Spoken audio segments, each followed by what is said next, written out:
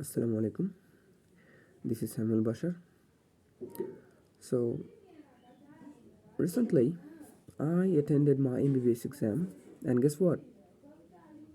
I couldn't score enough marks to get into a medical college. You might be thinking that I regret of it. Yeah, I do. I regret a lot of not working hard as much as I could.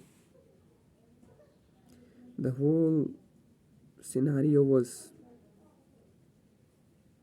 I can't describe in words.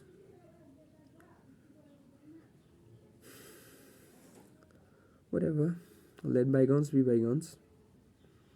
So I want to forget all these and start again for the next MBBS exam.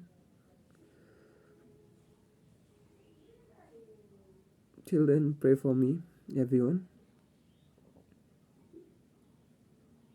I'll be back very soon.